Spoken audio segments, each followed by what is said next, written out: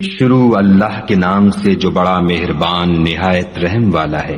تارے کی قسم جب غائب ہونے لگے کہ تمہارے رفیق محمد صلی اللہ علیہ وآلہ وسلم نہ رستہ بھولے ہیں نہ بھٹکے ہیں اور نہ خواہش نفس سے منہ سے بات نکالتے ہیں۔ یہ قرآن تو حکم خدا ہے جو ان کی طرف بھیجا جاتا ہے۔ ان کو نہایت قوت والے نے سکھایا، یعنی جبرائیل طاقتور نے۔ پھر وہ پورے نظر آئے اور وہ آسمان کے اونچے کنارے میں تھے۔ پھر قریب ہوئے اور آگے بڑھے تو 2 کمان کے فاصلے پر یا اس سے بھی کم۔ پھر خدا نے اپنے بندے کی طرف جو بھیجا سو بھیجا۔ جو کچھ انہوں نے دیکھا ان کے دل نے اس کو جھوٹ نہ جانا۔ کیا جو کچھ وہ دیکھتے ہیں تم اس میں ان سے جھگڑتے ہو؟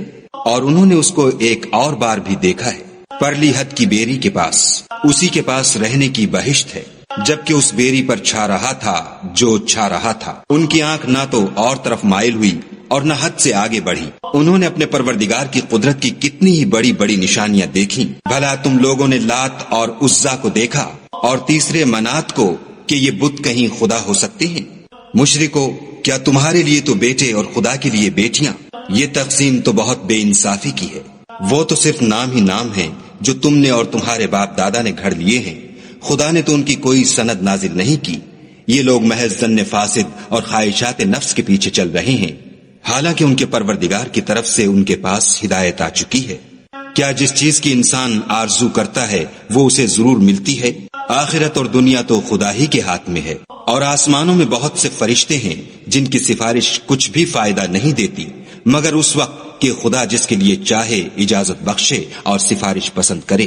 جو لوگ آخرت پر ایمان نہیں لاتے وہ فرشتوں کو خدا کی لڑکیوں کے نام سے موسوم کرتے ہیں، حالانکہ ان کو اس کی کچھ خبر نہیں۔ وہ صرف ظن پر چلتے ہیں اور ظن یقین کے مقابلے میں کچھ کام نہیں آتا۔ تو جو ہماری یاد سے روگردانی کرے اور صرف دنیا ہی کی زندگی کا خواہاں ہو اس سے تم بھی منہ پھیر لو۔ ان کے علم کی یہی انتہا ہے۔ تمہارا پروردگار اس کو بھی خوب جانتا ہے جو اس کے رستے سے بھٹک گیا، اور اس سے بھی خوب واقف ہے جو رستے پر چلا۔ اور جو کچھ آسمانوں میں ہے اور جو کچھ زمین میں ہے سب خدا ہی کا ہے، اور اس نے خلقت کو اس لیے پیدا کیا ہے کہ جن لوگوں نے برے کام کیے ان کو ان کے اعمال کا برا بدلہ دے، اور جنہوں نے نیکیاں کی ان کو نیک بدلہ دے۔ جو صغیرہ گناہوں کے سوا بڑے بڑے گناہوں اور بے حیائی کی باتوں سے اجتناب کرتے ہیں، بے شک تمہارا پروردگار بڑی بخشش والا ہے۔ وہ تم کو خوب جانتا ہے جب اس نے تم کو مٹی سے پیدا کیا، اور جب تم اپنی ماؤں کے پیٹ میں بچے تھے تو اپنے آپ کو پاک صاف نہ جتاؤ۔ جو پرہیزگار ہے وہ اس سے خوب واقف ہے۔